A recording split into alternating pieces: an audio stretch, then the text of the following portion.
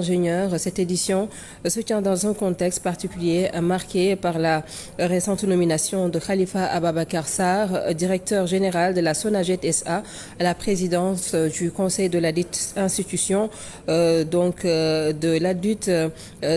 conseil d'administration de l'Institut. Pour le professeur André Faye, directeur de l'IPCL, cette coïncidence confère un éclat particulier à ces journées. Khalifa Ababacar Sarr et le professeur André Faye, que nous écoutons au micro de Moussa Diagne et Abdou Boy. Aujourd'hui, on en a l'Institut Polytechnique, où également les écoles polytechniques de Thiès, de Dakar sont venues échanger au sein de cet hémicycle. Mais nous, de notre côté, en tant que nouveau président du conseil d'administration de l'IPSL, il est sans conteste qu'il y aura des dérivés du pétrole, il y aura les déchets issus des milieux pétroliers. Il faudra quand même former les étudiants dans le sens aussi de la qualité, hygiène, sécurité, environnement. On ne peut pas former un ingénieur sans penser à la propreté, sans penser également à la bonne tenue au sein de nos industries futures et déjà qui sont déclarées.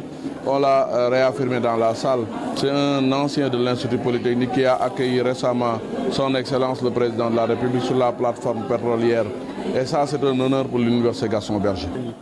Cette année, la célébration est placée sous le thème de la transition énergétique et des hydrocarbures. Le rôle de l'Institut Polytechnique de Saint-Louis dans l'émergence d'un pôle d'excellence dans la zone nord du Sénégal, qui est la zone dans laquelle l'Université Gaston Berger est implantée et l'Institut Polytechnique de Saint-Louis. Donc là, la thématique de la transition énergétique, la thématique de l'énergie de manière générale, nous savons tous que c'est une thématique extrêmement importante actuellement, avec le développement durable qui est une condition nécessaire pour les générations à venir.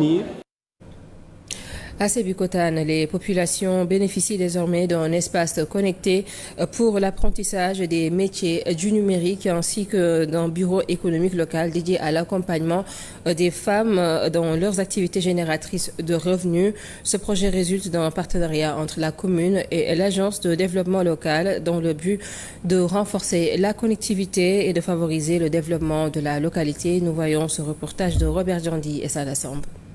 L'ouverture du bureau économique local et l'installation d'une case numérique à Sébikotane est le fruit d'un partenariat dynamique entre l'agence de développement local et la commune de Sébikotane, ce qui contribue à